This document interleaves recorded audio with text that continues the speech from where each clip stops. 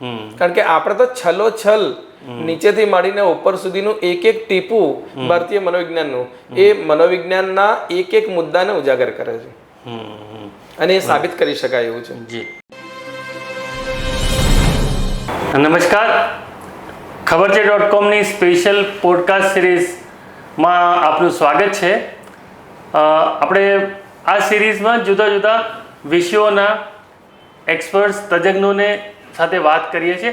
આજે આપણી સાથે એક અનોખા તજજ્ઞ છે. એ છે ભારતીય મનોવિજ્ઞાનના એક્સપર્ટ છે અને ભારતીય મનોવિજ્ઞાન ગુજરાતની અંદર પહેલીવાર કોઈ કોલેજમાં જો ભણાવાયું હોય તો કલોલની કોલેજ આમાં એમની કોલેજમાં ભણાવાયું હતું. અને હવે એટલે આ 10 વર્ષ પહેલાંની વાત કરું છું. હવે તો ન્યૂ એજ્યુકેશન પોલિસી આવી છે એટલે દરેક વિષયની અંદર ભારતીય જે એંગલ છે કે ભારતીય એસ્પેક્ટથી એને ભણાવવામાં આવે છે. પરંતુ 10 વર્ષ પહેલાં કલોલની કોલેજમાં મનોવિજ્ઞાનમાં છેલ્લા વર્ષમાં એક વિષય તરીકે ભારતીય મનોવિજ્ઞાન ભણાવવામાં આવતું હતું. તો એ વિભાગના અધ્યક્ષ જે હવે એમણે રિટાયરમેન્ટ લઈ લીધું છે અને સ્પેશિયલી કોલેજોમાં જઈને ભારતીય મનોવિજ્ઞાન વિશે અવેરનેસ ફેલાવે છે. તો સુરતની MTB આર્ટ્સ કોલેજમાં એ ભારતીય મનોવિજ્ઞાન વિશે જાણકારી આપવા માટે વિદ્યાર્થીઓ સાથે આવ્યા હતા અને અમે એક તક ઝડપી લીધી. ડૉક્ટર જીગરભાઈ પરીખ, આપનું ખૂબ ખૂબ સ્વાગત છે ખબર છે .comમાં.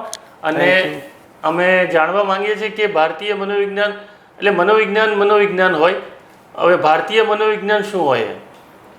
જી, હું ડૉક્ટર જીગર પરીખ, હું આપ સૌને નમસ્તે અને જય ભારત સાથે જવાબ આપું આપને. જી સર.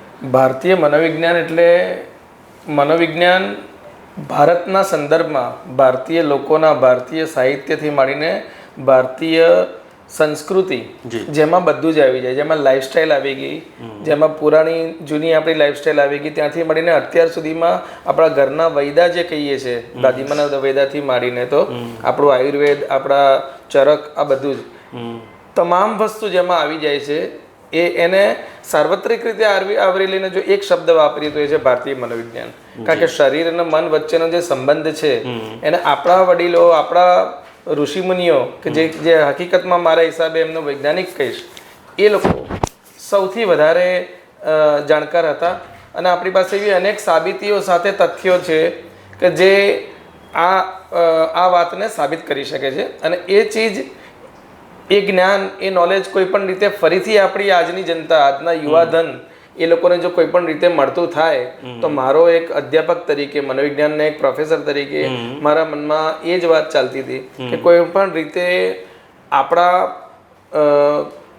કોલેજિયનોથી માંડીને અને એમના થકી એમના ઘર અથવા તો ભવિષ્યમાં એ લોકો જ્યારે એમનું પોતાનું ઘર બનાવે, એમનું જીવન જ્યારે વ્યતીત કરવાનું આવે, જીવન શરૂ કરે છે, એવા સમયે જો કોઈ પણ રીતે એમને આ ભારતીય તત્વજ્ઞાન, મનોવિજ્ઞાન અને ભારતીય સંહિતા એનો ખ્યાલ થોડો પણ હોય તો એમનું આવનારું જીવન એ કોઈ પણ પ્રકારની તકલીફો વિનાનું અથવા તો તકલીફોની સામે લડી શકે એટલું શક્તિશાળી બની શકે. અને આ ખ્યાલના ભાગરૂપે એકચ્યુઅલી 10 વર્ષ પહેલાં મેં મારા પ્રયત્નો, મારા MTB કોલેજમાં મારા મિત્ર છે ડૉક્ટર રુદ્રેશ વ્યાસ, અમે લોકો જ્યારે પણ મળીએ ત્યારે આ વિષય પર અમારી બહુ જ વાતો થતી હતી. અને એ પછી એમાં અમને સપોર્ટ મળ્યો ડૉક્ટર અચિંતાબેન યાજ્ઞિક છે કે જે હમણાં જ ગઈ સાલ રિટાયર થયા છે સિટી કોલેજમાંથી, સદગુણ આર્ટ્સ કોલેજમાંથી. અને એમની જ સંસ્થા GLS, એના એક સમયના પ્રિન્સિપાલ અને એટલે કે ભૂતપૂર્વ આચાર્ય અને રજિસ્ટ્રારશ્રી તરીકે, GLSના રજિસ્ટ્રાર તરીકે જે નિવૃત્તિ સુધી કામ કરતા રહ્યા, અને સ્વર્ગસ્થ એવાસી ભાલચંદ્ર જોશી, આ લોકો સાથે સતત મારો વાર્તાલાપ ચાલતો રહેતો હતો. અને એના પરિપાક રૂપે અમે લોકોએ ભેગા મળીને એક આખો અભ્યાસક્રમ બનાવ્યો. અને નસીબ જોગે આખા ગુજરાતમાં જેટલી યુનિવર્સિટીઓ છે તમામ યુનિવર્સિટીઓમાં મારી college, Kalol arts and science college, Prabhatgiri municipal arts and science college Kalol, એમાં હું લગાડ 7 વર્ષ સુધી હું આ વિષય, આ પેપરને મુખ્ય પેપર તરીકે ભણાવતો રહ્યો. એટલે મને એવું લાગે છે. અને એ પછી સ્વૈચ્છિક નિવૃત્તિ પછી આજે મને એવું લાગ્યું કે મારા આ વિષય પર ફોકસ કરવો જોઈએ.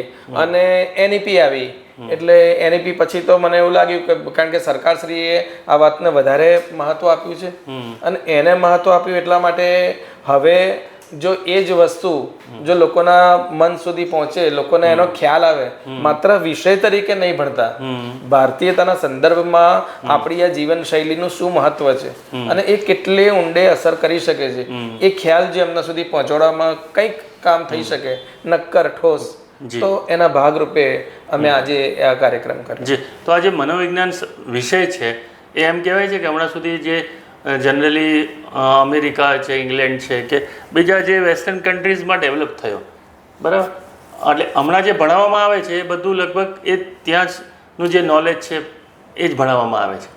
તો એ નોલેજ અને આ ભારતીય મનોવિજ્ઞાનમાં ફરક શું છે? આમ તો આ પ્રશ્નનો જવાબ બહુ જ મુશ્કેલ છે, પણ ફરક તો છે.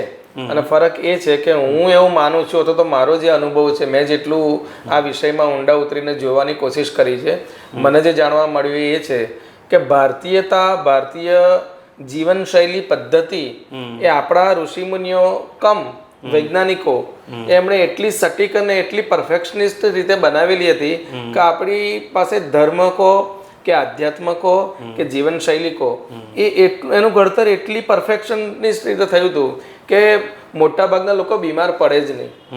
અને માનસિક પ્રશ્નોની તો વાતો દૂર રહી, પણ માનસિક, શારીરિક, મનોવૈજ્ઞાનિક કોઈ પણ પ્રકારની બીજી તકલીફો, બીજી સમસ્યાઓ, આ બધાના જવાબો એમને એમની લાઈફસ્ટાઈલમાંથી જ મળી ગઈ.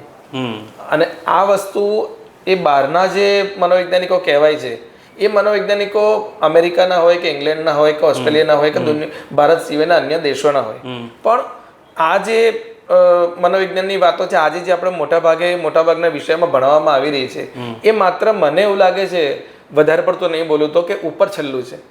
કારણ કે આપણે તો છલોછલ નીચેથી માંડીને ઉપર સુધીનું એક એક ટીપું ભારતીય મનોવિજ્ઞાનનું એ મનોવિજ્ઞાનના એક મુદ્દાને ઉજાગર કરે છે અને એ સાબિત કરી શકાય એવું છે. જી, તો એનો ઉપયોગ ક્યાં થઈ રહ્યો છે હમણાં? આપણે કહો છો કે બહુ એડવાન્સ છીએ આપણે, તો એનો ઉપયોગ ક્યાં હમણાં કોઈ જગ્યાએ છે ખરો?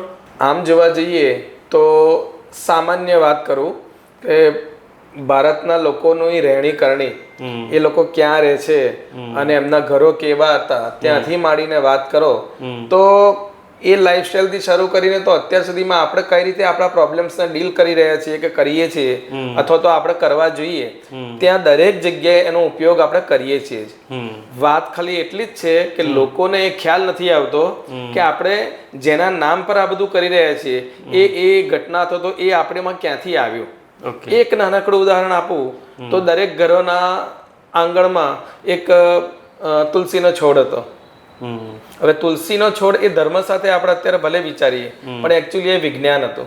એટલું સટીક વિજ્ઞાન કે જેમાં, કારણ કે પૂર્વથી પશ્ચિમ વાળા બાંધણી વાળા ઘરો હતા અને એ ઘરોની અંદર ઘરના આંગણામાં જ્યારે પૂર્વમાંથી પવન આવતો હોય ત્યારે આંગણામાંથી તુલસીના ઉપરથી જ્યારે પવન પસાર થઈને અંદર આવે ત્યારે તુલસી એક એવો છોડ છે કે જે 100% પૂરેપૂરો ઓક્સિજન આપે છે, પૂરો પ્રાણવાયુ આપે છે.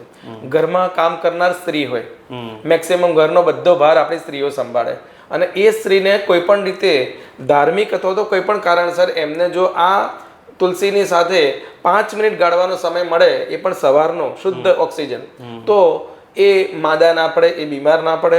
હવે આખી વાતને ટેકનિકલી એવી રીતે ધાર્મિક રીતે જોડવામાં આવી આપણી લાઈફસ્ટાઈલ સાથે કે એ સવારે ઉઠીને ત્યાં પહેલા તુલસીને જળ ચડાવે, અર્ચન કરે, પૂજા કરે, 4-5 મિનિટ ત્યાં વિતાવે, એટલે જે ફૂલ ઓક્સિજન એમના બોડીમાં આવે, એમના શરીરમાં જે પ્રાણવાયુનો સંચાર થાય, એ આખો દિવસ કામ કરે. બીજું કે તુલસીની ઉપરથી આવતો પૂર્વથી પશ્ચિમ તરફનો જે પવન હતો, એ પવનના કારણે ઘરની અંદર પણ ચારે તરફ ઓક્સિજન વાળો હવામાન રહે, પ્રાણવાયુ મળી રહે.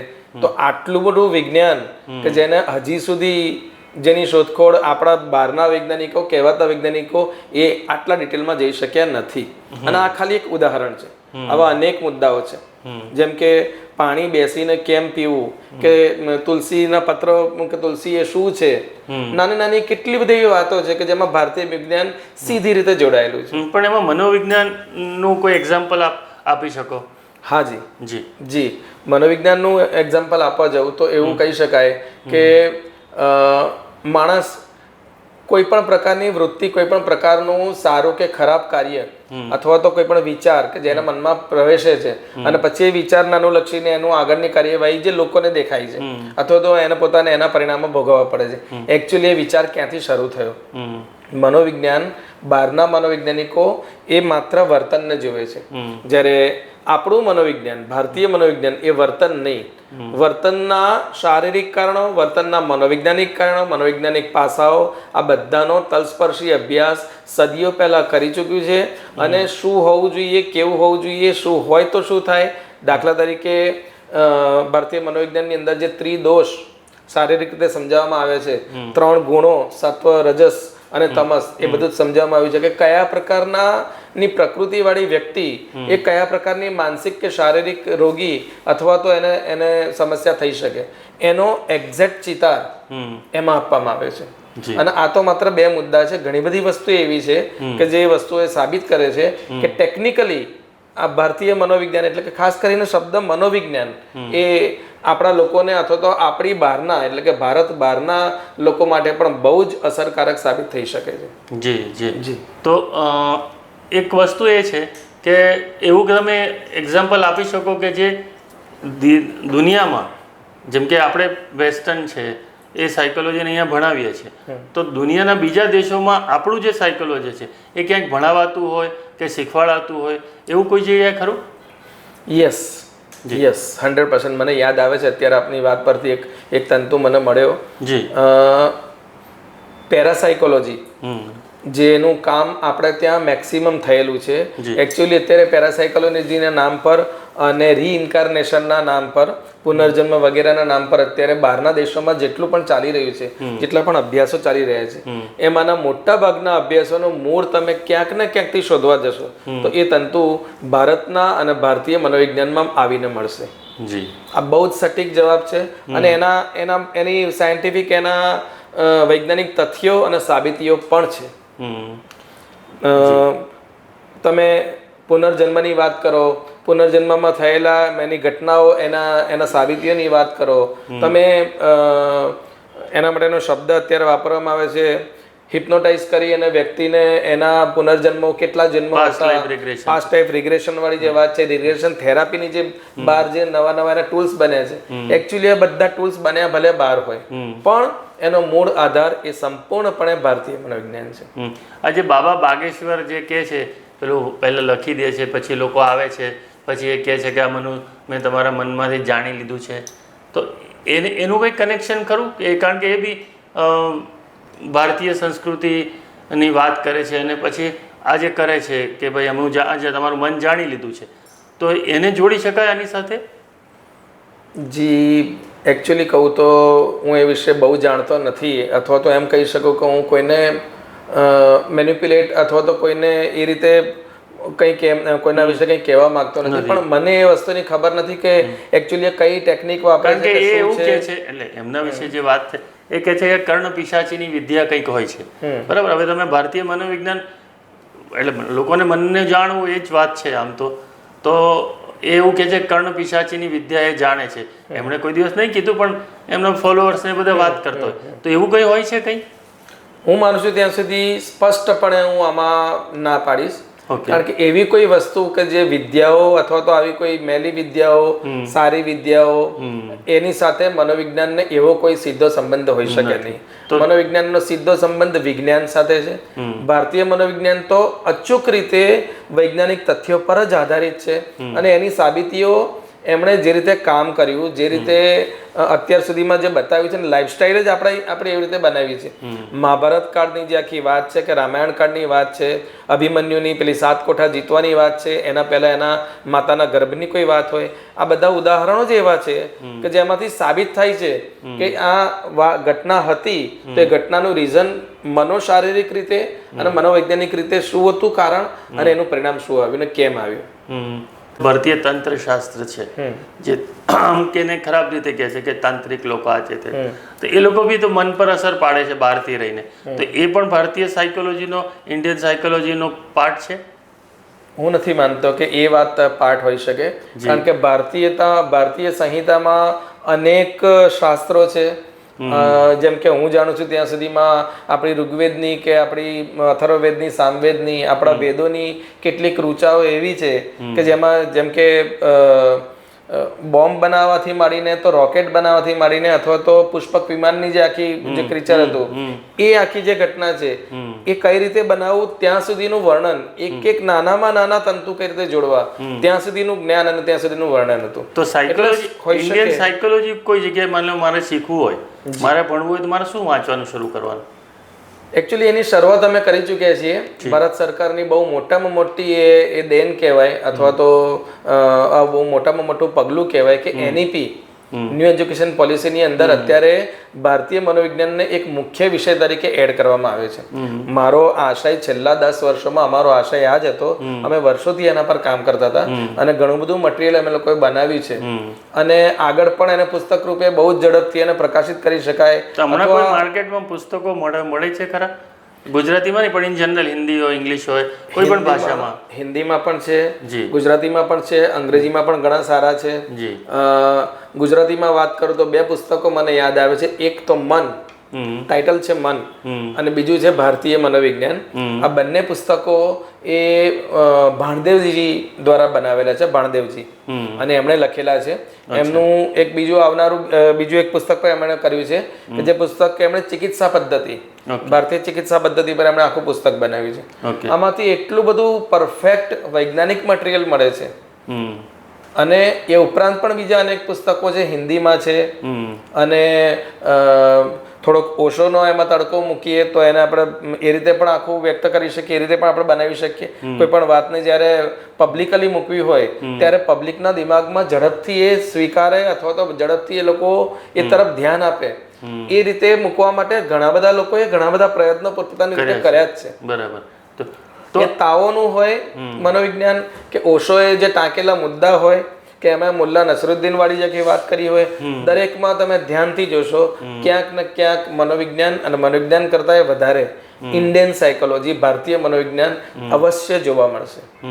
પણ એક સવાલ એ છે જે આયુર્વેદને બી પ્રોબ્લેમ થાય છે આમ જ કે એક્સેપ્ટન્સ જે છે એનું કે જેમ કે એમ કહેવાય છે કે ભાઈ એનું ટ્રાયલ લેબમાં આપ ટેસ્ટ કરો અને એના રિઝલ્ટ અહીંયા આવે તો ત્યાં બી સરખા જ આવવા જોઈએ.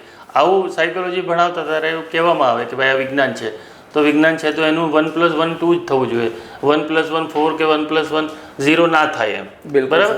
તો એ આયુર્વેદને બી ફેસ કરવું પડે છે. હમણાં જ જેમ કે આયુર્વેદને અને સાથે ભણાવવાની વાત થઈ તો ડૉક્ટર્સોએ ના પાડી દીધી કે ના અમે સાથે નહીં ભણાવવા માટે તૈયાર થઈ. બરાબર.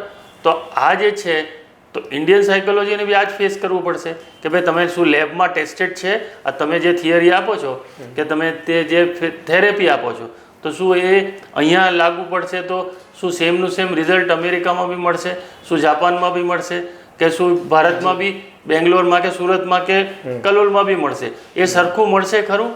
એના કોઈ પ્રયોગો થયા છે અથવા કોઈ જગ્યાએ થઈ રહ્યા છે? જી, હું એનો જવાબ આપવા માંગીશ આપને. જી, બહુ સારો પ્રશ્ન પૂછ્યો. મનોવિજ્ઞાનમાં અત્યારે જેટલા પણ ટૂલ્સ અને ટેસ્ટ છે એના માટે એની સત્યાર્થતાને ચકાસવા માટે 2 મુદ્દા બહુ જ અગત્યના હોય છે, વેલિડિટી અને રિલાયબિલિટી. અને આ બંને મુદ્દા પર જ્યાં સુધી એ કસોટી કે ટેસ્ટ જે ટૂલ બનાવ્યું હોય એ ખરું ના ઉતરે ત્યાં સુધી એ ટેસ્ટ કોઈ પણ ભાષાની, કોઈ પણ દેશની, કોઈ પણ જગ્યાની કેમ ના હોય એને સત્યાર્થતા અથવા તો એને સાચી માનવામાં આવતી નથી. અત્યારે ભારતીય મનોવિજ્ઞાનના સંદર્ભમાં અમને આ વાતનો ખ્યાલ હતો જ, જાણ હતી જ. એટલે મારા મિત્ર જે છે રુદ્રેશભાઈ વ્યાસ જે MTB કોલેજમાં છે, એમણે અંગેના ટૂલ્સ બનાવવાની શરૂઆત ક્યારની કરી દીધી છે અને it is almost on the completion level. એ ઉપરાંત પણ વાત કરીએ તો આ ટૂલ્સ ઉપરાંત અમે બીજા ઘણી બધી જગ્યાએ જેમ કે નિમ્હાન્સ યુનિવર્સિટી બેંગ્લોર, ત્યાં પણ આના પર કામ ચાલી રહ્યું છે. વ્યવસ્થિત આના ટૂલ્સ બની રહ્યા છે અને બહુ જ ઝડપથી એને બહાર પાડવામાં આવશે. એ ઉપરાંત કલકત્તા ખાતે પણ બહુ જ સારું કામ ચાલી રહ્યું છે. એટલે નિમ્હાન્સ બેંગ્લોર, કલકત્તા અને ઇવન ગુજરાતમાં પણ આનું કામ બહુ જ સારી રીતે ચાલી રહ્યું છે. બહુ જ ઝડપથી લોકોને, જાહેર જનતા માટે મનોવિજ્ઞાનની જે બીજા ટૂલ્સ હોય કે જેમ કે સમાયોજન માપવા માટે કે અલગ અલગ પ્રકારની જે ઇન્વેન્ટરીઝ છે કે ટેસ્ટ છે, તો એ બધું જ ભારતીય મનોવિજ્ઞાનના સંદર્ભમાં પણ મનને સમજવા માટે એને વ્યવસ્થિત ટેસ્ટ સ્વરૂપે, ઇન્વેન્ટરી સ્વરૂપે એને બહાર પાડવામાં આવશે.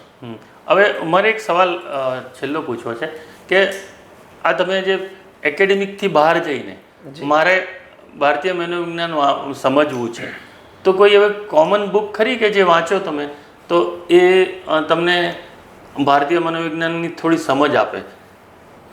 જી, મેં હમણાં આગળ જ જે ઉલ્લેખ કર્યો જે મને જે બે પુસ્તકો સૌથી વધારે જે મને પ્રભાવી કરી ગયા હતા એ ભાણદેવજી લિખિત જે પુસ્તક છે ભારતીય મનોવિજ્ઞાન, જી, શુદ્ધ ગુજરાતીમાં પણ છે, જી, હિન્દીમાં પણ એની પ્રતો બનેલી છે. એ સિવાયની જે બે માન લો કે મારે કોઈ નોવેલ વાંચવું કે મારું કોઈ જૂના ધાર્મિક પુસ્તકો વાંચવું કે જેનાથી મને ખ્યાલ આવે કે આને ભારતીય મનોવિજ્ઞાન કહેવાય, કારણ કે જે મારી સમજ છે કે હજુ શરૂઆત છે આ વસ્તુની, બરાબર, હજુ ક્લિયર કંઈ છે નહીં, આ શરૂઆત થઈ છે, તો હજુ એનું સ્ટ્રક્ચર બનશે, એ થોડો સમય લાગશે. તો કોઈને જાણવું હોય કે ભાઈ શું છે ભારતીય મનોવિજ્ઞાન, એ તો તમે એકેડેમિક વાત કરી, પણ ઇન જનરલ એવું કંઈક કહી શકાય? ઘણા લોકો એવું કહે છે કે ભાઈ ભગવદ્ ગીતા વાંચો એટલે તમને ભારતીય મનોવિજ્ઞાન સમજમાં પડી જાય, એવું ખરું કંઈક? સાચી વાત જ એ છે કે ભગવદ્ ગીતા જેટલી વાર વાંચવાની કોશિશ કરો, હું બહુ જ બ્લન્ટલી અત્યારે એનો જવાબ આપવા માગું છું, એ ખરેખર એટલે અનેક ભાષાઓમાં અને અનેક પ્રકારના એના સંદર્ભો સાથે એના અનુવાદો થઈ ચૂક્યા છે, પણ ખરેખર જ્યારે તમને કોઈ તકલીફ પડે કે સમસ્યા આવે અને તમે ભગવદ્ ગીતા જ્યારે ખોલો છો તો ગીતાજીને પઠન કરતાં કરતાં તમને એ વખતે એમાંથી એનો જવાબ મળે કે ના મળે, પણ અમારો પ્લાન અથવા તો અમારું જે વિઝન છે એ બહુ સ્પષ્ટપણે એવું છે કે આપની વાતનો જે જવાબ મળે, જેમ કે ભાણદેવજી વાળી પુસ્તક તો મને ખબર છે પણ આપના સુધી કદાચ જાણકારી ના હોય, તો લોકોને એવા પુસ્તકો ઇઝીલી લભ્ય બને એવું મટીરિયલ આપણી પાસે છે, માત્ર રીએસેમ્બલ કરવાની વાત છે આખી. લોકો જે વાતને વર્ષોથી ભૂલી ગયા હતા અથવા તો બીજા શબ્દોમાં કહી શકું કે ટેકન ફોર ગ્રાન્ટેડ કરી દો, કદાચ આ શબ્દ વધારે યોગ્ય છે, એને ફરીથી રીએસેમ્બલ કરી સારા ફોર્મમાં સારી રીતે નવા પૂઠા ચડાયેલા નવા સારા દ્રશ્યો સાથે અને દ્રશ્ય શ્રાવ્ય સાથે પણ કદાચ એને બહાર જાહેર કરી શકાય, જેથી કરીને લોકોને ખ્યાલ આવે કે જે કંઈ તમારે જોઈએ છે એમાંના બધા જ સવાલોના જવાબો તમને આ એક જગ્યાએથી મળી શકશે. અને એના પર હું કામ કરી રહ્યો છું અત્યારે, અને બહુ જ ઝડપથી અમે એ પુસ્તક રૂપે પણ એ અમે પ્રકાશિત કરવાનો પ્રયત્ન કરી રહ્યા છીએ. જી જી જી. તો સર, તમે હવે અમારે પોડકાસ્ટમાં અને ભારતીય મનોવિજ્ઞાન વિશે ઘણી બધી જાણકારી આપી, અને આ વિજ્ઞાન વિકસી રહ્યું છે, હતું ખરું ભારતમાં હજારો વર્ષોથી આ વિજ્ઞાન હતું જ, પરંતુ ક્યાંક ઢંકાઈ ગયું હતું, અને એ ઢંકાયેલું જે જ્ઞાન છે કે વિજ્ઞાન છે એને બહાર લાવવા માટે ગુજરાતમાં ખાસ કરીને પ્રયત્નો થઈ રહ્યા છે. એ ખુશીની વાત છે, અને અમે એમને શુભેચ્છા આપીએ કે એ ભારતીય મનોવિજ્ઞાન ગુજરાતીમાં ઘણા બધા વિદ્યાર્થીઓને નોલેજ તો મળે જ, પણ એની સાથે સાથે સામાન્ય લોકો કે જે લોકો મનોવિજ્ઞાનને જાણવા માંગે છે, મનોવિજ્ઞાન શીખવા માંગે છે, એમને પણ ગુજરાતીમાં આ વિષયનું જ્ઞાન મળે, એ માટેના એમના પ્રયત્નોમાં અમે પણ શુભેચ્છા આપીએ છીએ. ખૂબ ખૂબ આભાર સર. Thank you. જય ભારત, વંદે માતરમ અને જય હિન્દ. અને છેલ્લે એટલો જ સંદેશો હું આપવા માગું છું, મારી વાતને અહીંયા પૂરી કરીશ કે બહુ જ ઝડપથી અમે લોકો એક એવું પુસ્તક બનાવવા જઈ રહ્યા છીએ કે જેમાં લખાણ પણ હોય, જેમાં વિડીયોઝ પણ હોય, લેટેસ્ટ પદ્ધતિનું હોય, જેમાં એના મુદ્દા કે એની જે ક્લિપ્સ છે એની લિંક્સ હોય. એટલું જ નહીં, પણ જે બહેરા મૂંગા હોય અથવા તો જે અંધજન હોય એ લોકો પણ ત્યાં આંગળી મૂકે અને એમને એ જે તે પોડકાસ્ટ હોય એ અત્યારની લેટેસ્ટ ટેકનોલોજીનો ઉપયોગ કરી અને એ લોકો સાંભળી જોઈ શકે દ્રશ્યમાન રીતે. એવી રીતે અમે એક પુસ્તક ભારતીય મનોવિજ્ઞાનનું બનાવવા જઈ રહ્યા છીએ. બહુ જ ઝડપથી હું પણ આશા રાખું છું કે એ પુસ્તક બહાર પડે અને લોકોને લભ્ય બને. આભાર.